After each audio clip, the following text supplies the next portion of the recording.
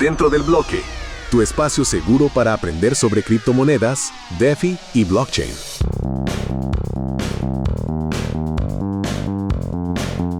Hola Carlos, ¿cómo estás? Hola Pía, bien, ¿y tú? Bien también. Oye Pía, ¿no sabes con quién conversé la otra vez? ¿Con quién? Con Satoshi. Ya, ya quisiera. No, em, estoy muy seguro que recuerdas a Francis Ancinelli. Sí, claro que sí. Bueno, ¿Y cómo está? muy bien. Creo que él, él tendría otra respuesta a eso, pero ahora es founder y bueno, tiene mucho que contar realmente a nivel de cripto, de blockchain. Me acuerdo que él tenía algunas ideas sobre pagos. Entonces creo que está bueno conversar sobre eso ahora. Sí, es un buen tema para el episodio de hoy. Pero sabes, ahora recuerdo que también estaba hablando de infraestructura. Tal cual. Por eso, hoy en Dentro del Bloque vamos a conversar de pagos a infraestructura con Buddy.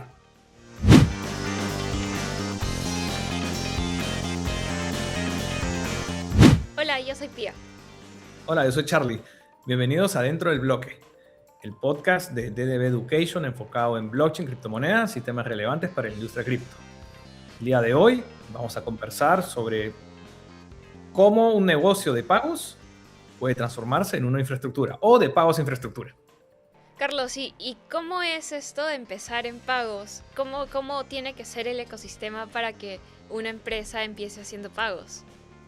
Quisiera responder esa pregunta, pero creo que tiene que ver mucho con el camino del emprendedor, ¿no? Y bueno, tengo muchos amigos, conexiones que son emprendedores o emprendedoras, y en el transcurso de tratar de sacar un negocio adelante, es posible que haya algún spin-off, alguna variación.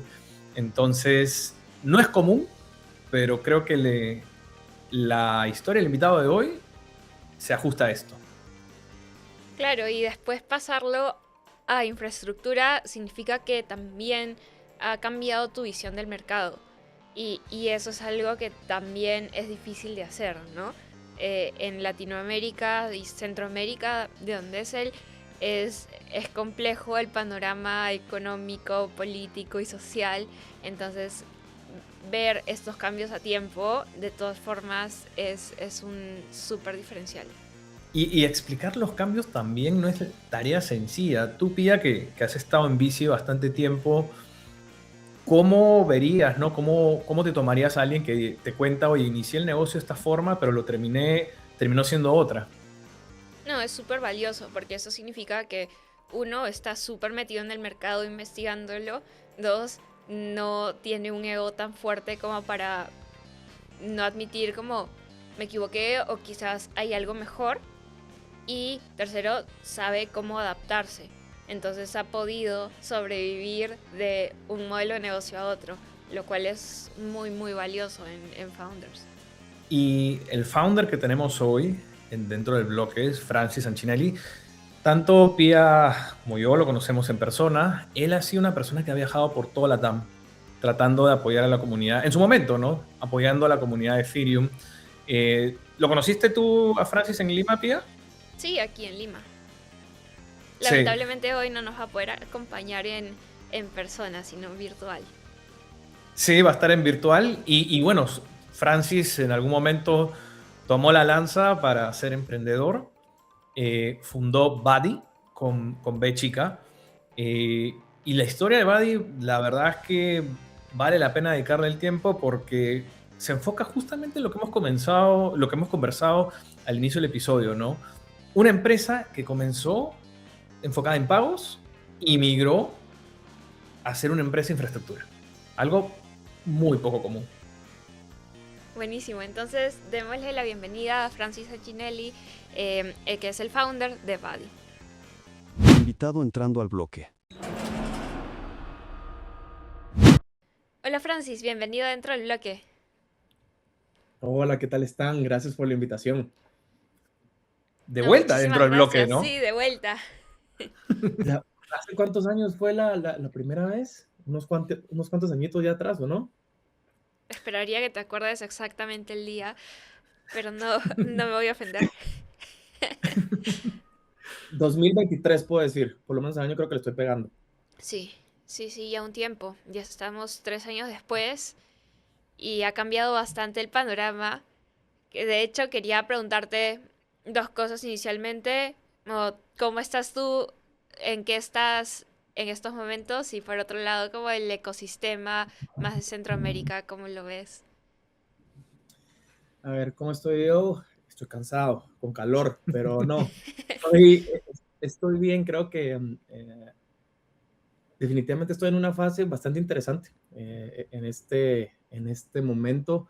Creo que después de mucho tiempo de estar metido un poco más involucrado con las comunidades, con lo que hacíamos con DAS y demás, eh, el haberme metido a producto específicamente y a crear una solución es completamente otra experiencia. Creo que los que hemos estado acá, trabajar para un proyecto o construir un proyecto son dos experiencias completamente diferentes.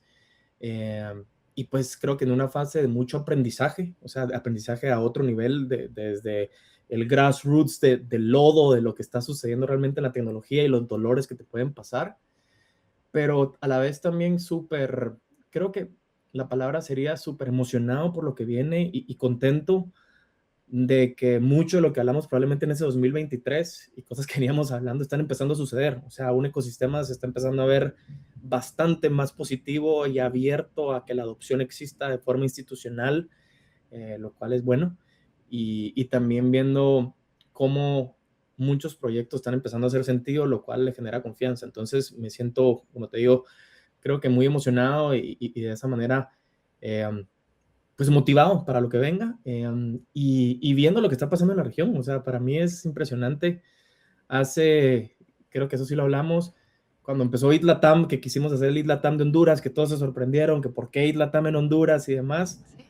El ecosistema centroamericano creo que tuvo un su medio stand-by en entender por dónde le tenían que entrar y ahorita en los últimos 12, 18 meses ha sido un boom. O sea, ha sido un tema de, pues tenemos que meter y tenemos que empezar a construir y tenemos que hacer cosas y empezó a, no sé, y dirían los analistas, si fue también mucho culpa de lo que pasó con el AI el año pasado, pero vino a empujar muchísimo el tema de atreverse a crear algo y empezar a construir cosas que resuelvan los problemas de la región. Entonces, en Centroamérica específicamente sí miro un auge importante y relevante, y los números también hasta de los exchanges lo dicen, cuando miras el volumen que está sucediendo, pero miro también un mercado bastante más abierto a hacer cosas, lo cual también me pone bastante contento. Y nuestra audiencia tal vez no recuerda nuestro último episodio, pero Francis ha viajado por todo Latam, en su momento muy, muy vinculado a las comunidades de Ethereum. Pero ahora eres founder y has lanzado Buddy. Cuéntanos un poco más de Buddy. Y yo recuerdo que conversé contigo referente a Buddy hace un par de meses, ¿no? Así que me da mucha curiosidad, ¿no? ¿Qué ha sucedido? ¿Cuánto han crecido? ¿Cómo les va? A ver, ¿quieres la historia larga, la corta o la bonita? La Ese real. La real. la real. No, creo que ese es lo más importante. ¿Cómo nació hoy? A mí siempre me encanta contarlo porque creo que fue una necesidad interna y eso es algo bien curioso. O sea, no nació pensando en hacer lo que hoy por hoy está acá. Nació porque queríamos resolver un problema que teníamos de cómo pagarle a nuestro equipo que estaba en diferentes partes del mundo. Ese era el problema en ese momento. Aún siendo un equipo, y siempre hago la salvedad, que éramos en teoría crypto native, o sea, conocíamos de cripto, todos tenían sus wallets y demás, pero la fricción existía de, pero ¿y en qué blockchain me lo vas a pasar? ¿Y qué token? No, yo no tengo en esto porque no tengo gas. Y esos problemitas sucedían y generaban fricción. Y en su momento viene alguien del equipo del financiero y dice, miren, me está llevando tiempo a lo que no me debería llevar tiempo, ¿por qué no lo resolvemos? Y la lógica fue muy sencilla y fue hacer el link de pago inverso. Y yo le decía el link de cobro. Mándame a cobrar. Básicamente le decía a mi equipo, mándame a cobrar porque te quiero pagar, pero quiero pagarte rápido y fácil, sin problemas. Esa solución en su momento fue tan sencilla y simple que nos empezó a despertar ¿y qué pasa si esto lo necesita alguien más? ¿Verdad? Y empezamos a hacer un par de preguntas. ¿Qué pasa si esto te resuelve? En ese momento, como buen curioso y investigador, dirías, me puse a ver qué está pasando en el mercado, ¿verdad? Y obviamente habían cosas que ya estaban sucediendo. Entonces dije, bueno, realmente esto como solución, ahí está Peanut Protocol, están otros par que están haciendo algo similar, o qué cool, pero esto justamente a los crypto natives no les agrega valor. Para mí fue una solución interna que no tenía que ir a pagar alguna otra y que podía resolver, pero no le agregaba valor a algo que nosotros lo viéramos. Lo que sí es que cuando empezamos a hacer otras preguntas fuera del ecosistema de cripto, nos dimos cuenta que empezaba a hacer sentido para algunos otros casos de uso. Y ahí fue cuando tomamos la decisión de, ¿por qué no le metemos un poco de cariño a hacer una solución que resuelva un poquito más y validémoslo? Decidimos en su momento ir a Starco el año pasado, en abril, en Colombia, con la única y exclusiva misión de validar si lo que estábamos haciendo tenía valor. Si nos decían, sí, me interesa, no me interesa, hace sentido, no hace sentido, no pararía nunca por eso. Cuando llegamos a Starco, y esto va a ser historias de terror también en su momento, es yo hubiera querido llegar con la versión 5, llegamos con la 1, 2. O sea, yo quería acelerar porque quería llegar con más cosas para validar. Pero llegamos con una versión que en su momento nos permitió entender mucho y hicimos toda una carrera aplicando un grant de Optimism en su momento. Dijimos, vamos a llegar y vamos a querer este grant porque es retroactivo, entonces peguémosle estos números, hagamos esto. Le pegamos, fueron 2 meses de buscar volumen transaccional, buscar usuarios, buscar esto. Al final ni nos dieron el grant por X o Y razón. Sobre Optimism. Nosotros desde el inicio nació Chain Agnostic. Empezamos, la primera versión fue Ethereum con Lightning y Bitcoin por el ecosistema. Y dijimos, ok, va a hacer sentido porque la gente va a pagar en Bitcoin. Luego empezamos a meter las EVMs, empezamos a meter Optimism, empezamos a meter Arbitrum, Polygon, etcétera, porque sabíamos que era lo que el ecosistema pedía. Pero siempre teníamos la visión de vamos a tener las chains que hagan sentido donde esté el volumen, donde realmente agregue valor, porque el propósito era que no haya limitación de chains, ¿verdad? Ese grant lo aplicamos en Optimism y tratamos de dirigir todo el producto y la prueba a Optimism, porque dijimos, queremos ir a buscar el grant. Bonito justamente aprendizaje, no sirvió de nada irnos estrictamente con solo una chain, porque no ganamos el grant. Y de alguna manera ahí para mí fue la forma en la que te das cuenta de que no hay que dejar de creer en tu propuesta de valor o en tu visión de valor desde el inicio, porque todo lo que vino después, platicamos con muchos protocolos y nos decían, yo te apoyo y te doy un grant, pero si todo lo haces sobre mi chain, yo le digo no, el propósito del producto es multi-chain. Mucha exclusividad. Exacto. Entonces llegamos y validamos en Colombia, llegamos con el payment link que lo teníamos y llegamos con un tema de poder mandar transacciones individuales y masivas. Entonces dijimos, el siguiente step de valor para una empresa, poder hacer dispersiones, ¿verdad? En ese momento me recuerdo que hasta empezamos a hablar con Deal, empezaron conversaciones interesantes con Deal. Imagínate, eso fue de abril para decirle, mira, yo creo que te puede hacer sentido nuestra infraestructura. Ok, tú ya estás pagando, estás haciendo payroll, le habíamos estado hablando con un par de VPOs y fuimos validando esto y nos fuimos dando cuenta que también, y creo que eso fue lo más importante de Colombia, es no queríamos ser una wallet y no queríamos ser un exchange. O sea, nuestro elemento B2C, que había sido con el que validamos y prototipamos y sacamos el MVP, lo fuimos a matar a Colombia. Dijimos, no queremos en esto. O sea, nos dimos cuenta que muchos estaban metiendo a esta parte. Estaba recién, ojo, en abril, si no estoy mal y no me confundo, ustedes seguramente lo tienen pineado, es antes de que salga Genius Act. Nosotros no sabíamos cuando empezamos a hacer esto que Genius Act se iba a aprobar. No sabíamos lo que iba a catalizar todo, pero ya alguien seguramente también tenía información y muchas cosas empezaron a pasar y los que tenían plata y cash en mano, sale Genius Act y empiezan a habilitar la nueva wallet para cross-border para todos, stablecoins por aquí, stablecoins por allá. Sí. Entonces nos dimos cuenta de no queremos entrar ahí. Salimos y nos pusimos la misión, eso fue ya mayo, cuando regresamos de allá dijimos, hey, la misión de esto es cómo nos vamos más para atrás, hagamos más infraestructura, porque si están saliendo muchas wallets y están saliendo un montón de personas, lo que van a necesitar es más infra, porque nosotros ya sabemos lo que cuesta hacer esto en multi-chain, vamos a la infra y habilitémoslo a través de APIs. Empezamos en esa labor, obviamente startup bootstrapeada, que no era nuestro core business, estábamos haciendo desarrollo de software, Y Era, ahí estabas full time. ahí yo me empecé a meter full time probablemente junio, julio. O sea, ahí estábamos, seguíamos vendiendo lo demás, pero esto era nuestro side business que nos había resuelto un problema inicial. Cuando vimos esto dijimos, no, vamos a irnos a la infra. Primer detalle era que en su momento teníamos una infraestructura de nuevo, hecha para prototipar, no para escalar. Entonces, desde la arquitectura que teníamos en Vercel y demás, no estaba lista para empezarnos a conectar a grandes. Y la locura de hacer infraestructura era, ay, Vercel no la agarra. Entonces empezamos y yo me puse la labor de conseguir a alguien que trajera el expertise para podernos ayudar a hacer la migración. Entonces empezamos a hacer una migración de arquitectura y fue todo el segundo semestre del año pasado, fue integraciones, arquitectura, integración de servidores. O sea, estar listos para que si un banco me llama, me dice, me quiero conectar, nosotros tengamos la arquitectura lista. Muchos aprendizajes desde el lado de producto ahí y desde la parte de cómo hacer arquitectura lista para cuando estás haciendo infraestructura, porque no íbamos a hacer infraestructura, pero logramos terminar un 2025 creo que con un producto bastante interesante, con más funcionalidades. Ya no solo podías recibir y mandar, sino que ya tenías un primer marketplace que te empezaba a conectar con canales y con exchanges y OTCs globales.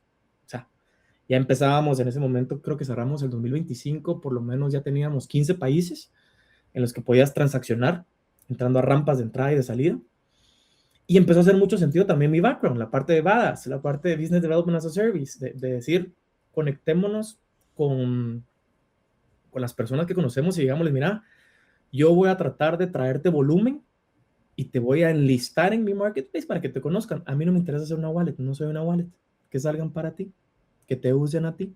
Yo solo te conecto con un país que probablemente hoy no tenés conexión. Y ese speech empezó a generar interés. Entonces empezamos a tener cierto volumen, tanto de usuarios como volumen transaccional, y justo la premisa de ser infraestructura empezó a hacer todavía más fuerza. No queríamos estar tratando usuarios, o sea, cada usuario que nos venía y se me olvidó la contraseña.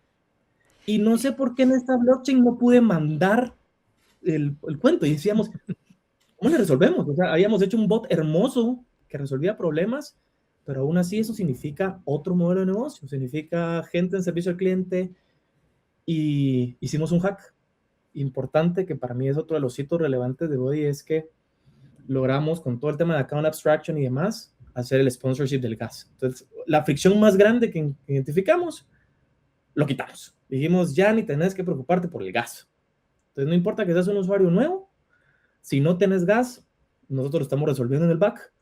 Tú puedes transaccionar y es más, le puedes sponsorear gas al que recibe para que cuando le caiga, si es un usuario nuevo, él igual pueda mover la plata. Sin problemas, sin que no tenga gas. Ok, check, qué bonito. Entonces empezamos a entender que siempre la misión cuando le pusimos Body, que Body viene de buddy, de amigo, venía con esa mentalidad de cómo nos convertimos en el mejor amigo, que sea fácil, que sea sencillo, simple, como que le estuvieras hablando a tu mejor amigo. Y el tema del perrito lo quiero contar porque siempre fue como en 10 eventos pensamos que éramos una pet tech. Me decían, ay, ustedes están haciendo cosas para animalitos. No, no es eso. Estamos queriendo hacer algo un poquito más complicado. Pero literalmente te lo prometo que solo faltaba que me llegara un doctor y me llevaran los chuchos. O sea, en Starco hubo una persona que estaba llevando chalecos de antiestrés para perros. Y llegó al stand a decirnos, miren que ustedes y nosotros hagamos cosas. Y yo como, ¿por qué está tan interesada la señora? Pensó que éramos un tema veterinario, pero no. Y el tema del perrito siempre fue la intención de quitarle la complejidad y una barrera de entrada de querer interactuar con la blockchain.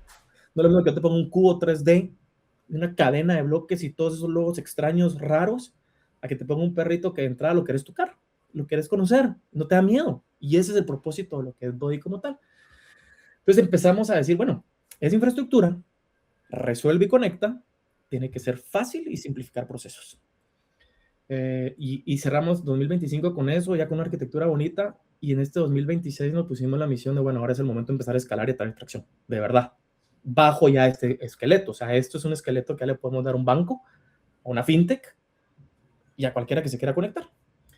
Entonces empezamos con una estrategia interesante que era armar hackatones, ¿verdad? Y enseñarle a los builders cómo construir contra nuestra infraestructura. Entonces el propósito y la teoría y la tesis era muy, muy simple, creo que a la vez muy poderosa. Si yo logro hacer 1 o 2 hackatones o buildathons a la semana, donde meto entre 50 y 100 builders, al final del mes tengo 500 apps, cuando llegue a 1000, una de 1000 se va a convertir en unicornio, decía yo. Y si se convierte en unicornio, la infraestructura que está hablando, usando es la nuestra. Obviamente no es así de sencillo estar organizando hackatones y buildathons si no le soporta a los builders, ¿verdad? Que ahí nos dimos cuenta de otro tema específicamente. Hicimos hasta una plataforma de builders, una landing page del waitlist, etcétera. Y dijimos, bueno, una cosa eran los usuarios pidiéndome, no puedo usar la plataforma y no entiendo. Y otra cosa los builders diciéndome, es que la documentación, es que la API, y puedo hacer esto, y no puedo hacer esto. ¿Y por qué no puedo hacer esto? Otro tipo de servicio. Entonces, fueron primeros 3 meses súper interesantes. Hicimos casi 500 builders, empezaron a utilizar nuestra plataforma, ¿sabes? Pusimos las APIs a 500 builders, fueron un poquito más de 80 apps que empezaron a construir con nosotros, y la tesis, y esa sigue estando ahí, es el momento que esa app genere tracción, si está usando mi infraestructura, vamos a crecer juntos. Pero, a ver, espérame un momento. Comenzaste como un link de pagos. ¿sí? Tu proyecto evolucionó a, ¿lo puedes llamar un marketplace OTC, un conector de mesas OTC? Te diría que ese era el módulo más interesante, ajá, pero era un stack de APIs para poder hacer funcionalidades financieras.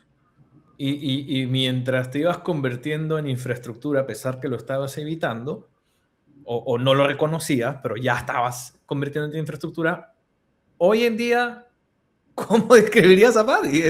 Es un ecosistema más que propiamente un conector hoy en día.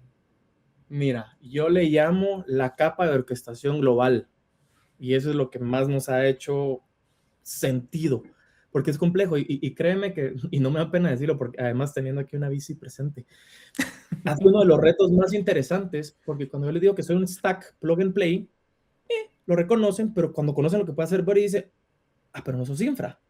Si solo les digo que soy infraestructura, lo empiezan a ver como, pero entonces, ¿por qué tenés los módulos? ¿Por qué existe Body App? Y yo les digo, Body App existe para mostrar lo que puedes hacer con infraestructura, si no, ¿cómo te enseño lo que puedes hacer? Y ahorita entendimos que al final la meta o el endgame, y es el último pivot, y realmente aquí haciéndole honor a los que dicen, no te preocupes cuántas veces tengas que pivotear, vos pivotea y llega al market fit de la manera que tengas que llegar, porque ese es el propósito. O sea, mientras más rápido logras entender que no es ahí, más fácil puedes llegar a donde sí es, ¿verdad? Y ahorita nos dimos cuenta que el valor más relevante que está teniendo Body, con todo lo que pasó, y por eso quería hacer el contexto completo, y Genius, y después Clarity, y todo lo que empezó a suceder, es que tuvimos básicamente, podemos decir, 12, 18 meses de validación extrema de lo que la gente estaba buscando. Cuando nosotros salimos, de la nada sale un Kira AI, que es un spin-off de lo que ya venía haciendo la gente de Balam. Y yo, sorpresa, Kira AI. Yo dije, hijo de la gran chucha, Kira AI nos comió mercado. Viene Bridge, lo compra Stripe, empieza a hacer otras cosas. Y decíamos, nos estamos quedando en algo, siento que no. Pero gracias a Dios, yo creo que al final llegó la claridad en entender, ojo, todavía ninguno está haciendo lo que nosotros estamos haciendo como lo estamos haciendo, que es de verdad ser esa capa que puede permitir que todos se hablen como su mejor amigo. O sea, Bridge, Stripe tienen ciertas limitaciones. Venmo no se puede hablar con Osmo en Guatemala, ni con SAF. PayPal tampoco se puede hablar con algunas otras aplicaciones. El nivel de fragmentación, y esa es nuestra teoría, que estamos viendo a nivel global, es que cada vez salen más blockchains privadas, que están usando los propios bancos o lo que sea, cada vez salen más rieles, porque todos se pusieron a hacer rieles y dicen, soy el nuevo riel cross-border, y todos más rieles, y yo estoy sobre Ripple, yo estoy sobre Stellar, yo estoy sobre X.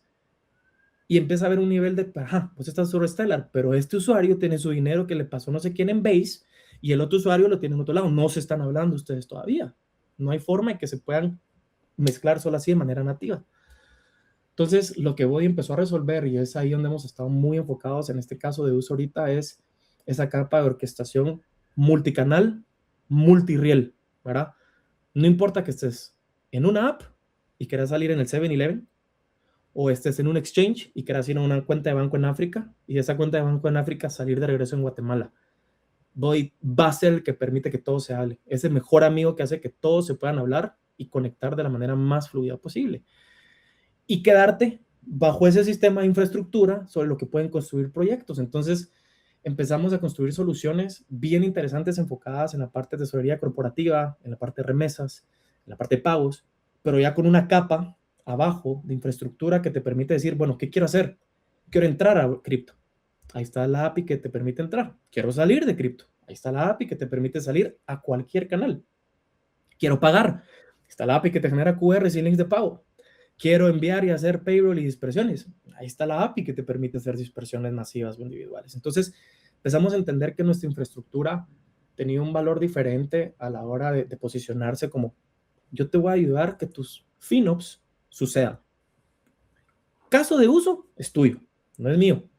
Y empezamos a decir, caso de uso es tuyo de empresa que quiere resolver tesorería corporativa o que quiere hacer payrolls o que quiere hacer pagos o que lo quieres meter al e-commerce. El caso de uso es tuyo. Yo te ayudo a que tengas el acceso a multiriel, multicanal, global. Hoy tenemos ya 73 países y si todo sale bien en las próximas semanas vamos a estar disponibles en 150 países con rampas, lo cual va a permitir que ya puedas entrar y salir de 150 países de la manera más sencilla posible y resolviendo hasta un tema del tema de compliance, que era un elemento que durante estos meses era el top. O sea, ¿y cómo está el cumplimiento?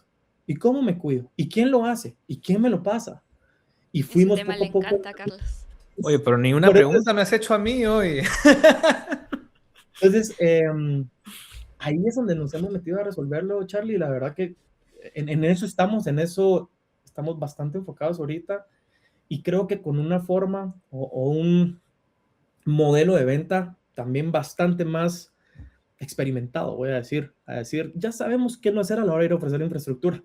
Ahora ya entendemos cómo se lo podemos posicionar de una manera que le haga sentido al cliente. Entonces estamos reduciendo tiempos de ciclos de venta de 5 o 6 meses a ciclos de venta de un mes. Y eso empezó a hacer más sentido. Es que es un tema complejo, ¿no? No hace mucho en un webinar que di para Lightning Labs, comentaba eso, ¿no? A los economistas, a los administradores, a las personas que generamos negocios tecnológicos, no nos enseñan infraestructura como tal, ¿no? Y es súper importante, ¿no? Pero mira, leyendo la mente Pía, ahorita se viene una pregunta bici, porque hemos hablado bastante de infraestructura. Estoy esperando que Pía pregunte cómo generas negocios, porque has hablado del crecimiento de Buddy. ¿Cómo lo has escalado? Que también es súper importante, ¿no? Al punto de detallar lo de las hackatones, que no es un tema menor, ¿no? Sí. Pía, por favor, ¿qué se te viene a la mente? Lánzate una pregunta bici. Ya hiciste la pregunta. Luego yo hago un par más. Francis, por favor. A ver, ¿cómo lo hemos escalado? Bootstrap. O sea, ha sido en su momento de lo que logramos generar, vamos invirtiendo capital propio, de verdad, creyendo en que esto lo tenemos que dar al siguiente nivel. Y a mí me gusta apalancarme de una gráfica que seguramente a los economistas les gusta, que es la gráfica de las IDEs, de las Innovation Driven Enterprises, que dice, hey, los primeros 2-3 años vas a hacer esto, relax, vas a perder plata. Pero en el momento que pegues el slingshot, es el momento correcto en el que literalmente el nivel de innovación que hiciste hizo sentido para el mercado, ¿verdad? Porque al final podríamos seguirle metiendo mucha plata y creo que hemos sido muy precavidos y también muchos errores, pero muy precavidos en no gastar de más en cosas que no tenemos que gastar. Por ejemplo, en marketing, nuestro budget casi ha sido cero.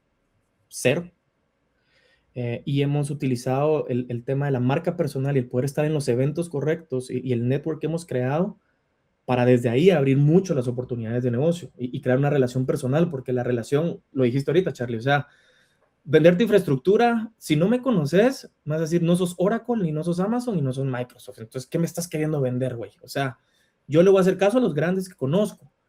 Si tú me estás diciendo que me monte sobre ti para mover mi dinero, explícame por qué, estoy seguro.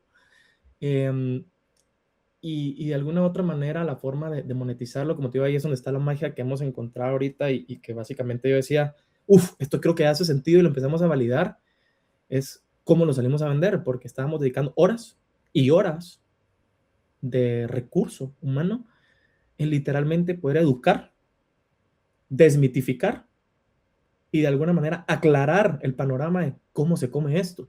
Y se lo digo así, o sea, las dudas casi siempre eran, ¿y esto cómo se come? O sea, ¿cómo lo implemento en mi empresa? Yo banco, ¿cómo lo hago? Yo fintech, soy una multinacional y me hace sentido, pero ¿qué significa? Necesito más controles, necesito tener un equipo nuevo, no saben cómo comerlo. Entonces, todo este leverage y toda la información que hemos recopilado nos ha servido como para entender cómo resolver esas preguntas de una manera más estructurada y hoy por hoy, pues eso es lo que estamos haciendo. O sea, estamos acercándonos de una forma, de un approach consultivo mucho más interesante, lo que significa, y esta es pregunta para VCs, que estamos logrando monetizar desde el día uno el proceso comercial y no estar perdiendo plata o tiempo y recurso en llegar a una posible venta, sino el agregar valor muy temprano y llegarlo a tal punto en el que la toma de decisión, me encanta la palabra, fue de-risked. Le quitamos el riesgo a la toma de decisión al cliente a decir, ya entendí bien, ya sé cómo implementarlo, ya sé por qué me hace sentido. Ahora sí, ¿sabes qué? Quiero tu tecnología. Y si no quiere la nuestra, está bien, no pasa nada. Pero ya no dedicamos esfuerzo sin monetización. Claro. ¿Y cuál es su tipo de cliente ideal, de usuario ideal? Mira, yo te diría que lo puedo definir en dos grandes. Está el ICP para mí, que es el builder, que es el que va a construir contra nuestra infraestructura. Y eso puede ser un freelancer tal cual o un equipo de desarrollo de un banco, el que necesita la infra para construir encima. Ese es el builder, ¿verdad? Y luego está el usuario, que yo le llamo el usuario per se, del que va a usar lo que ya está, que puede ser la plataforma, para su beneficio. Y ahí está el CFO. Ahí está el CFO que normalmente le hace sentido mover plata, hacer treasury management, mejorar pagos, etcétera. Está el dueño del e-commerce que va a usar la plataforma porque lo integra y qué cool. Y es mucho más barato que una alternativa de Stripe. Nos ha venido, es bien curioso. Stripe, no me odies, mejor cómprame. Pero es literalmente me han dicho, ¿cómo hacemos para reducir los costos de Stripe? O sea, hay e-commerce y muchas tiendas que están sufriendo por ese 2.9% más el fee y dicen, necesito una alternativa porque mis márgenes no están lo suficientemente y se puede. O sea, nosotros ya hemos comprobado y ya hicimos un par de integraciones en donde con Body tú puedes mejorar literalmente el margen que tienes en tu e-commerce, en tu plataforma, utilizando nuestra infraestructura como pagos. Antes era más complejo. Ahora, con las APIs de entrada y de salida, el lograr que el usuario tenga cripto ya no es tan difícil a lo que pasaba hace meses. Entonces, hemos ido resolviendo ahí algunos detalles. Uy, a nivel regulatorio, porque, a ver, mencionaste, ¿no? Que estás en más de Esperaba esa 70 pregunta de países. Carlos. Sí, bueno, no es que yo sea abogado, ¿no? Pero me da curiosidad, ¿no? Porque estás en más de 70 países, ¿no? Y me causa curiosidad porque, a ver, la regulación financiera que yo recuerde abarca el concepto de infraestructura de manera muy superficial. Pero corrígeme si me equivoco. No, a ver, creo que estás en lo correcto y ahí siempre yo me voy con el experto que serías tú, pero te cuento qué es lo que hemos hecho. Nosotros, parte de todo este apalancamiento, cuando miras el flujo completo del dinero, ¿verdad? Ahí es donde entra, porque está la infraestructura como infra, y luego está la parte intermediación financiera, licencias, custodia, etcétera, que tiene que ver con la entrada y salida, ¿verdad? ¿Quién guarda fondos? Body desde su inicio siempre se diseñó, y eso era por un tema también de cómo queríamos darle confianza al usuario, por eso es el San Bernardo, esa es la parte adicional del logo, y Suiza, ¿verdad? Guardamos bien tus fondos, de una manera libre. Fue pensando en que lo que queríamos hacer era juntarnos con los partners que ya tienen el know-how y las licencias locales. Entonces, en todos los países, los partners que nosotros integramos tienen la licencia. Son MSBs, son PSPs, tienen la licencia de custodia para que todo el movimiento de dinero que sucede, que es la compraventa del activo virtual o lo que suceda, está completamente regulado y en compliance. Entonces, ahí bajamos el nivel de riesgo de tener que nosotros, como Body, ser una empresa que tenga que estar sacando licencias en cada país en el que queramos operar, ¿verdad?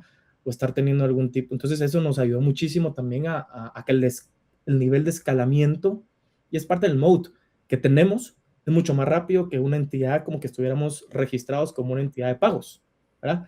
Entonces hemos entendido muy bien, de alguna manera, que la forma en la que podíamos, de nuevo, ser el mejor amigo era habilitemos a los que ya están haciendo cosas, solo hagamos lo que probablemente les falta, porque para ellos es validar un mercado para una empresa que está operando en Centroamérica y entender si puede hacer cosas en España, les llevaba meses. ¿Qué pasa si ya tienen un real que los conecta? Empiezan a ver que la transaccionalidad sucede, validan que el mercado hace sentido, probablemente piensan a decir, bueno, voy a pagar la licencia, o no, ya resolví desde este lado, ya tengo el flujo, que es lo que me interesa, voy a empezar a comunicar y puedo traer otro producto u otro tipo de innovación. Entonces, así es como lo hemos resuelto y lo digo, y no, o sea, no hay ninguna pena decirlo aquí en el aire, esa es la idea de Body como tal. Siempre vamos a tener partnerships que están regulados y esa es la forma de mantener el ecosistema que tú dijiste al principio lo más compliant posible. Y me hace mucho sentido, ¿no? Que escojas, o sea, ahí hay toda una labor, ¿no? Que debe tomar tiempo de escoger al partner correcto, ¿no? Y obviamente no es solamente escoger a alguien, oye, que tiene, digamos, la tecnología o que se puede adaptar a la infraestructura que tú tienes, ¿no? Sino también eso y qué tan serio es, está regulado, ¿no? Hay una serie de preguntas que me imagino que ha sido súper desafiante para tu equipo, pero ahí estás, ¿no? Sacándolo adelante. Ahí estamos y como te digo, la tesis al principio fue tratemos de buscar al top 3 de cada país. Uh-huh. El Eso top te iba a 3 el con el que... preguntar, Francis, ¿cómo decidiste qué países y cómo aliarte con quién en cada país? Mira, de entrada empezamos de la manera más local posible y lo que teníamos alrededor que era Centroamérica.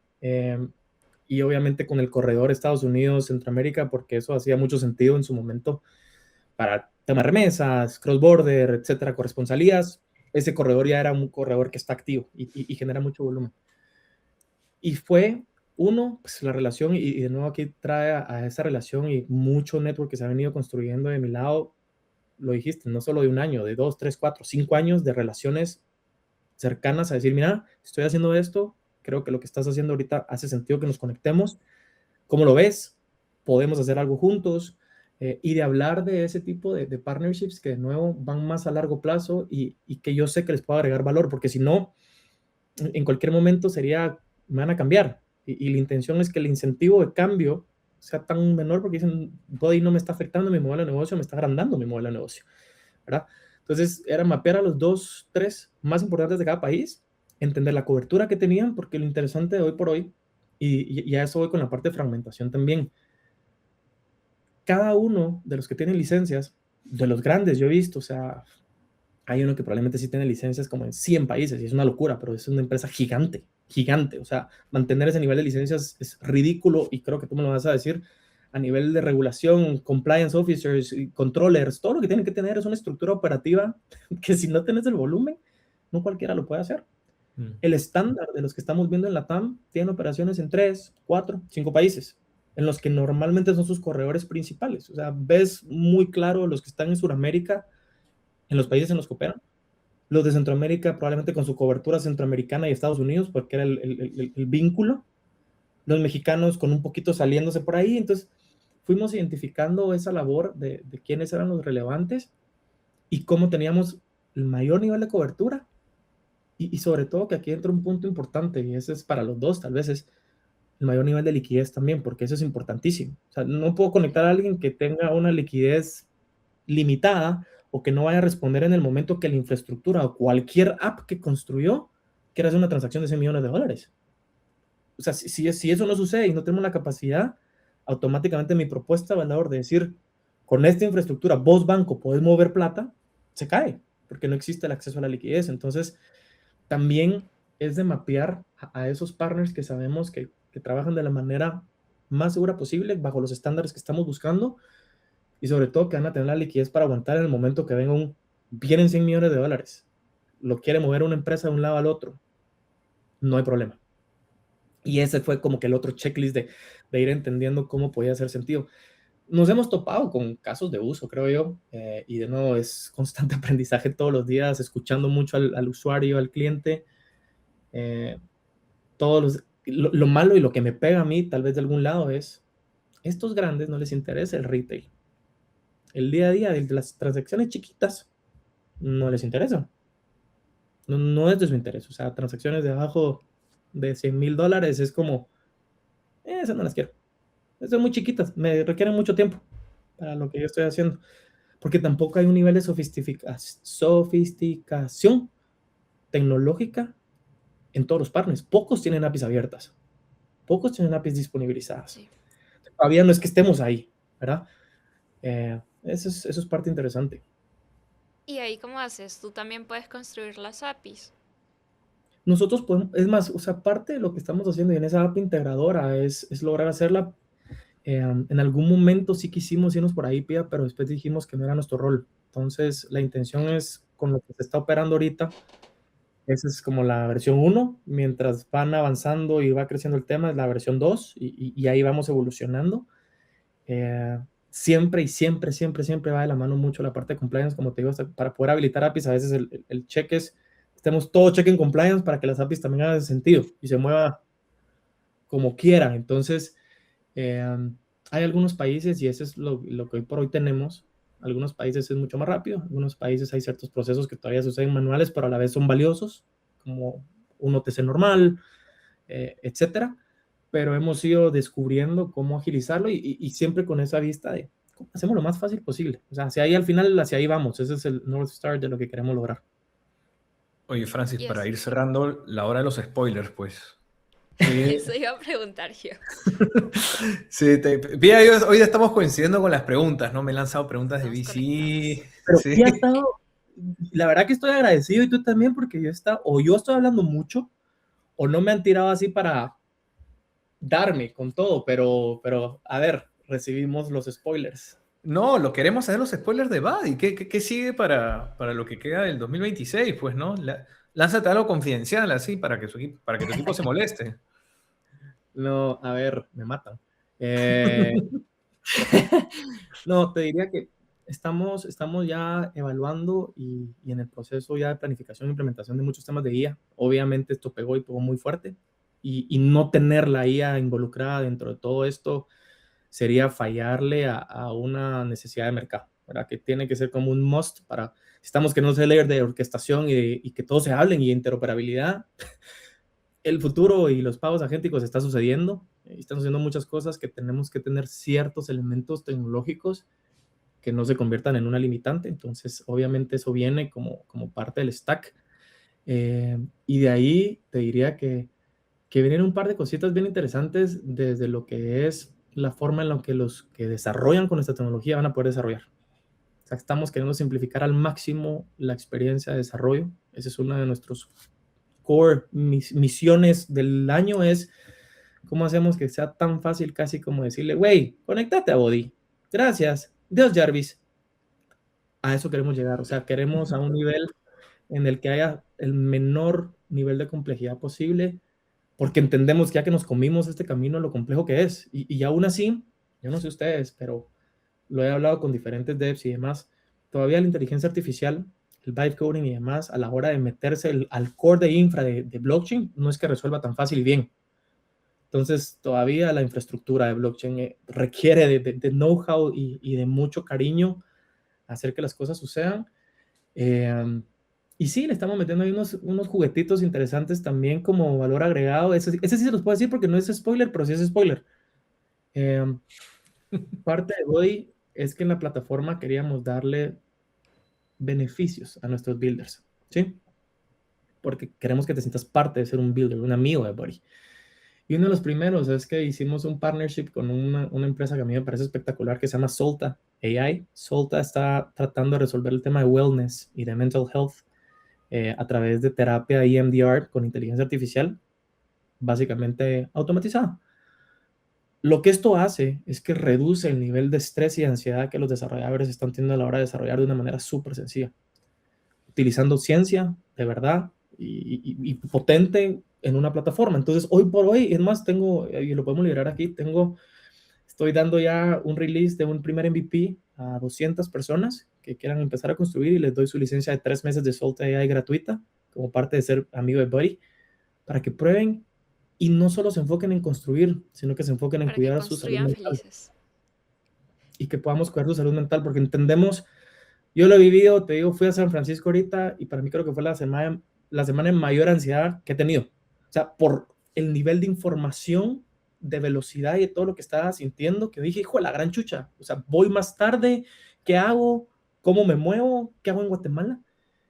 y me pongo en los zapatos de los devs y digo, todos los días, levantarte y decir, hay un nuevo modelo, hay un nuevo esto se puede hacer más rápido, están despidiendo aquí, están despidiendo allá. No tengo ni idea del nivel de estrés y cómo el sistema nervioso de los desarrolladores y los que están buildeando está. Entonces, algo de lo que sí podíamos hacer, y es de nuestros propósitos de Buddy, al ser el mejor amigo, es cómo los cuidamos. Entonces, ahí vienen, así como eso, vienen otros 2, 3 partnerships que venimos trabajando, que vienen enfocados estrictamente en cuidar al builder. Porque si queremos que siga construyendo con nuestra infraestructura, necesitamos de alguna manera que se sienta bien, que tenga un estilo de vida saludable, que maneje bien sus finanzas, que haga lo que tenga que hacer para poder seguir construyendo con nuestra infraestructura de la manera más, no voy a decir contenta, pero de la manera más segura posible. Entonces, esas son cositas que vienen como valor agregado de parte de la plataforma, y esperamos, de verdad, estamos viendo si lanzamos un programa, este es súper spoiler, de partners, que va a servir para que los que quieran ser parte de todo esto puedan certificarse e integrarse, como te digo, de la manera más sencilla posible. Que ellos que están en la calle y que conocen el mercado puedan integrar y ofrecer las soluciones de la manera más fácil. Buenísimo.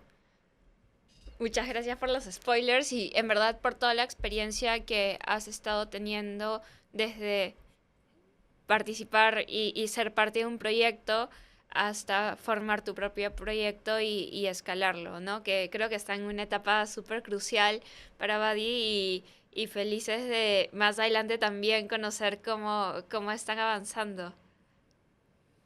No, gracias a ustedes ahí por invitarme. Y Charlie, extremadamente callado, ¿eh? ¿Qué pasó?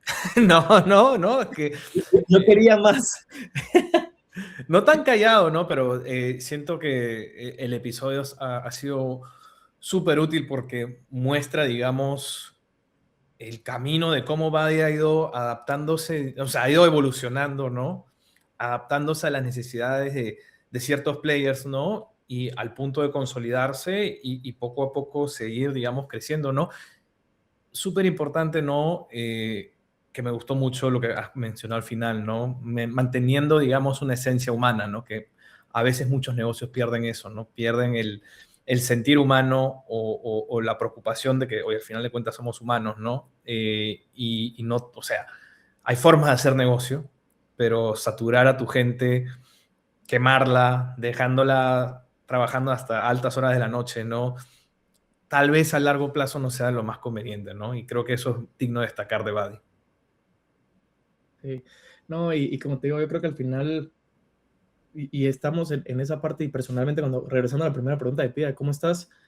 Creo que es una fase también de mucha reflexión como founder, de mucho entender cómo lo que hemos aprendido, ver atrás para aprender, afinar, reconstruir y seguir para adelante, y tratar de, o sea, mi intención es de compartirle esto también a los que se están metiendo, porque no, o sea, hoy por hoy creo que el mercado nos ha vendido la bonita utopía o sueño de, ay, de hoy para mañana vas a ser un founder, hazlo. Hay ciertas cositas que no te cuentan y que literalmente vale la pena, pues, tener este tipo de espacios, o sea, lograr preguntarle a alguien, quitarte el miedo, y entender que van a haber fracasos, muchos, pero la capacidad, creo yo, y aquí no es pivotear, pero es la capacidad de seguir siendo resiliente en muchos momentos, siempre va a ser muy importante para poder llevarlo al siguiente nivel y seguir evaluando, ¿verdad? ¿Cómo lo haces que funcione? No, buenísimo, Francis. Hoy muchas gracias por todo y bueno, volverás adentro lo que pronto. Ya veremos cuándo, pero que vuelves. Su IPO, su IPO. Sí, tendremos acá a Buddy, ¿no? Hablando de su IPO. ¿Por qué no? ¿Quién quita, eh? ¿Quién quita? Esa es.